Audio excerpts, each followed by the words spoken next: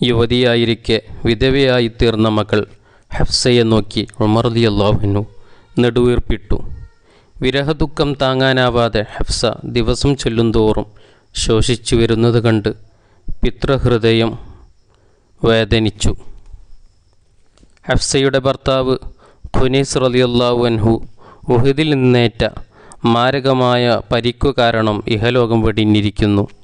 സ്നേഹസമ്പന്നനും അതിഭക്തനുമായിരുന്ന അദ്ദേഹം നേരത്തെ ഇസ്ലാം സ്വീകരിച്ച മഹാനാണ്. വിശ്വാസം കാത്തുസൂക്ഷിക്കാൻ എത്യോപ്യയിലേക്കും മദീനയിലേക്കും ഹിജറ പോയ ത്യാഗി.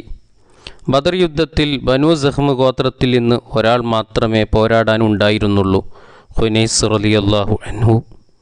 ശങ്കിച്ചു നിൽക്കാതെ ഉഹദ് യുദ്ധത്തിലും അദ്ദേഹം സജീവമായി ധീരമായ പോരാട്ടത്തിനിടയിൽ ഏറ്റുവാങ്ങിയ മുറിവുകൾ പിന്നീട് മരണത്തിലേക്കെത്തിച്ചു. 20കാരിയായ ഹഫ്സയെ വിധവയാക്കി ഖുനൈസ് റളിയല്ലാഹു അൻഹു യാത്രയായി. മകൾക്കൊരു പുനർവിവാഹം അത്യാവശ്യമാണെന്ന് ഉമർ റളിയല്ലാഹു അൻഹുവിന് തോന്നി. ഭർത്താവിൻ്റെ വിയോഗത്തിൽ ഉരുകിത്തീരുന്ന അവളെ രക്ഷിക്കാൻ അതേ വഴിയുള്ളൂ. പക്ഷേ ആരാണ് പറ്റിയയാൾ? ചിന്തിച്ചപ്പോൾ മനസ്സിൽ തെളിഞ്ഞത് അബൂബക്കർ റളിയല്ലാഹു അൻഹു ആണ്. നബി തിരുമേനിയുടെ പ്രിയ കൂട്ടുകാരൻ തന്നെയാവട്ടെ ഹഫ്സയുടെ ഭർത്താവ്. ഉമർ റളിയല്ലാഹു അൻഹു സിദ്ദീഖ് റളിയല്ലാഹു അൻഹുവിനെ അന്വേഷിച്ചിറങ്ങി. സലാം പറഞ്ഞ് മകളുടെ അവസ്ഥ ശ്രദ്ധയിൽപ്പെടുത്തി. പിന്നെ വിവാഹാഭ്യർത്ഥനയും.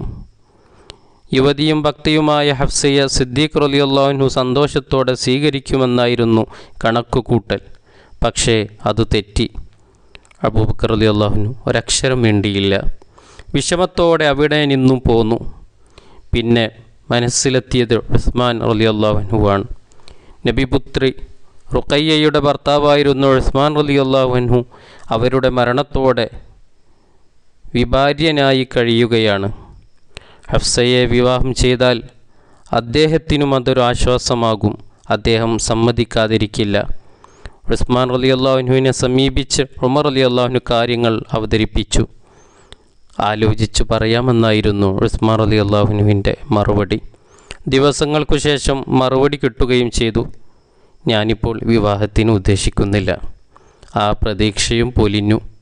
ഉമർ റളിയല്ലാഹു അൻഹു ദേഷ്യവും സങ്കടവും തോന്നി. ഇതെന്തൊരവഗണന! തൻ്റെ മകൾ യുവതിയല്ലേ, സൗന്ദര്യമില്ലേ, ഭക്തയല്ലേ? എന്നിട്ടുമെന്തേ? നബി തിരുമേനിയോട് സങ്കടം ബോധിപ്പിക്കാൻ ഉമർ റളിയല്ലാഹു അൻഹു തീരുമാനിച്ചു. തിരുമുമ്പിലിരുന്ന് അദ്ദേഹം എല്ലാം തുറന്നു പറഞ്ഞു. മകളുടെ സ്ഥിതിയും അബൂബക്കർ റളിയല്ലാഹു അൻഹുവിൻ്റെ പ്രതികരണവുമെല്ലാം എല്ലാം കേട്ട് തിരുമേനി ഒന്ന് പുഞ്ചിരിച്ചു. നബിയിൽ നിന്നും ഒരു ആശ്വാസവചനത്തിന് കാതോർത്ത ഉമർ റളിയല്ലാഹു അൻഹുവിന് ഒരാഹ്ലാദ വാർത്ത തന്നെയാണ് കേൾക്കാനായത്. ഹഫ്സയെ ഉസ്മാനേക്കാൾ ഉത്തമനായ ആൾ വിവാഹം ചെയ്യും. ഉസ്മാന് ഹഫ്സയേക്കാൾ ഉത്തമയെ കിട്ടും. ഉസ്മാനേക്കാൾ ഉത്തമനായ ആൾ വിവാഹം ചെയ്യുമെന്നോ? വാക്കിൻ്റെ പൊരുൾ പിടികിട്ടിയപ്പോൾ ഉമർ റളിയല്ലാഹു അൻഹുവിൻ്റെ കണ്ണുകൾ വിടർന്നു. മനസ്സ് സന്തോഷം കൊണ്ട് തുടിച്ചു. തൻ്റെ മകളെ നബി സല്ലല്ലാഹു അലൈഹി വസല്ലം വിവാഹം ചെയ്യാൻ പോകുന്നു. ഹഫ്സ റളിയല്ലാഹു അൻഹു നബി പത്നിയാകുന്നു. ഉമർ റളിയല്ലാഹു അൻഹു നാഥനെ സ്തുതിച്ചു. നബി സല്ലല്ലാഹു അലൈഹി വസല്ലമയോട് യാത്ര പറഞ്ഞ് അദ്ദേഹം വീട്ടിലേക്ക് കുതിച്ചു, മകളെ സന്തോഷ വാർത്ത അറിയിക്കാൻ. തല ഉയർത്തിപ്പിടിച്ച് ധൃതിയിൽ വരുന്ന ഉമർ റളിയല്ലാഹു അൻഹുവിനെ കണ്ടപ്പോഴേ സിദ്ദീഖ് റളിയല്ലാഹു അൻഹു കാര്യം മനസ്സിലായി. പുഞ്ചിരിച്ചുകൊണ്ട് അദ്ദേഹം കൈനീട്ടി. ഉമർ, എന്നോട് വെറുപ്പ് തോന്നരുത്. ഹഫ്സയെ വിവാഹം ചെയ്യുന്ന കാര്യം നബി സല്ലല്ലാഹു അലൈഹി വസല്ലമ എന്നെ അറിയിച്ചിരുന്നു. നബി സല്ലല്ലാഹു അലൈഹി വസല്ലമ രഹസ്യമാക്കിയത് പരസ്യമാക്കിക്കൂടാ എന്നതുകൊണ്ടാണ് ഞാനത് പറയാതിരുന്നത്. നബി സല്ലല്ലാഹു അലൈഹി വസല്ലമ വിവാഹം അറിയുമായിരുന്നില്ലെങ്കിൽ ഞാനവളെ വിവാഹം ചെയ്യുമായിരുന്നു. ഹിജ്റ 3 ശഅബാൻ. ഹഫ്സ റളിയല്ലാഹു അൻഹ നബി പത്നിയായി തിരുഭവനത്തിലെത്തി. ഉസ്മാൻ റളിയല്ലാഹു അൻഹുവിന് ഹഫ്സ റളിയല്ലാഹു അൻഹയേക്കാൾ ഉത്തമയെയും കിട്ടി. മരണപ്പെട്ട ഭാര്യ റുഖയ്യയുടെ സഹോദരി ഉമ്മു കുൽസൂമിനെ, തിരുനബിയുടെ മകളെ തന്നെ.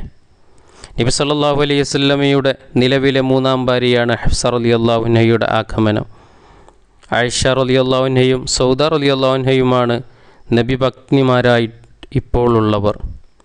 വാർദ്ധക്യത്തിലെത്തിയ സൗദ റളിയല്ലാഹു അൻഹയ്ക്ക് ആശങ്കപ്പെടാനൊന്നുമില്ല.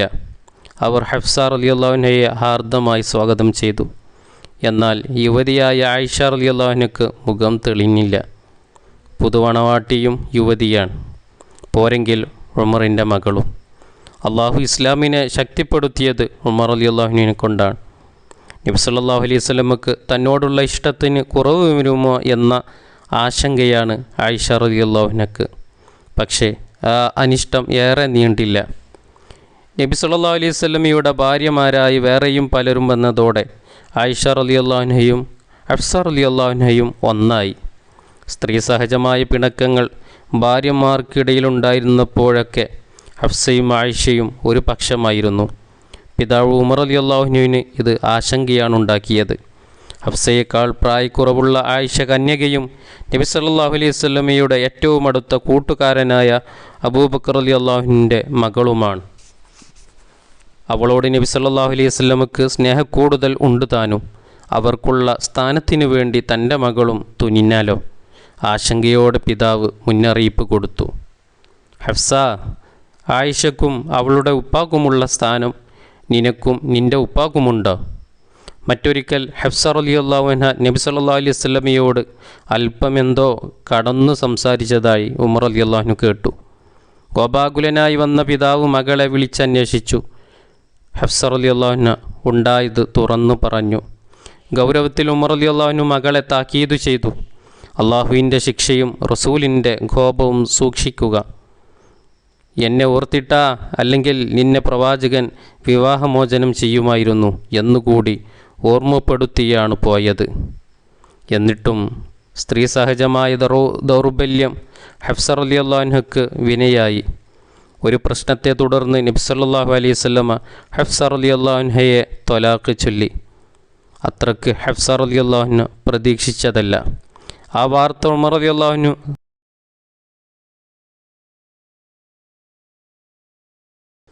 സഹിക്കാനുമായില്ല. അദ്ദേഹം തലയിൽ മണ്ണ് വാരിയിട്ട് വിലപിച്ചു. പിറ്റേന്നു തന്നെ ജിബ്രീൽ അലൈഹിസ്സലാം വന്നു നബി സല്ലല്ലാഹു അലൈഹി വസല്ലമയെ അറിയിച്ചു. ഹഫ്സ റളിയല്ലാഹു അൻഹയെ തിരിച്ചെടുക്കാൻ അള്ളാഹു കൽപ്പിച്ചിരിക്കുന്നു ഉമറിനോടുള്ള കാരുണ്യത്താൽ. മാത്രമല്ല, ധാരാളം നോമ്പ് അനുഷ്ഠിക്കുന്നവളും നിസ്കരിക്കുന്നവളുമാണ് ഹഫ്സ. സ്വർഗത്തിലും അവർ തങ്ങളുടെ ഭാര്യയായിരിക്കും. നബി സല്ലല്ലാഹു അലൈഹി വസല്ലമ ഹഫ്സ റളിയല്ലാഹു അൻഹയെ തിരിച്ചെടുത്തു. ഖുർആൻ സൂക്ഷിപ്പുകാരി എന്ന നിലയിൽ പ്രസിദ്ധയാണ് ഹഫ്സ റളിയല്ലാഹു അൻഹ. അബൂബക്കർ റളിയല്ലാഹുവിൻ്റെ കാലത്ത് ക്രോഡീകരിച്ച മുസ്ഹഫ് കൈവശം വെച്ച് സൂക്ഷിച്ചു പോന്നത് അവരായിരുന്നു. ഉസ്മാൻ റളിയല്ലാഹുവിൻ്റെ ഭരണകാലത്ത് അത് പകർപ്പെടുക്കാൻ വേണ്ടി കൊടുത്തയക്കാൻ ഖലീഫ ആവശ്യപ്പെട്ടു. അവർ കൊടുത്തയച്ചു. പകർത്തിയ ശേഷം വീണ്ടും ആ പ്രതി ഹഫ്സയുടെ കയ്യിൽ തന്നെ സൂക്ഷിപ്പായി. നബി പത്നിമാരിൽ കൂടുതൽ നിസ്കാരവും നോമ്പുമുള്ളവർ എന്ന് വാഴ്ത്തപ്പെട്ട ഹഫ്സ റളിയല്ലാഹു അൻഹ ജീവിതാന്ത്യം വരെ അങ്ങനെ തന്നെ കഴിഞ്ഞു.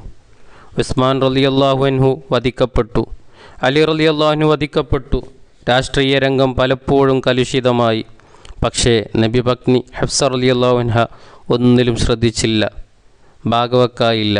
മുആവിയ റളിയല്ലാഹു അൻഹുവിൻ്റെ ഭരണത്തിൻ്റെ ആദ്യകാലത്ത് ഇഹലോകം വെടിഞ്ഞു. ഇന്നാ ലില്ലാഹി വ ഇന്നാ ഇലൈഹി റാജിഊൻ.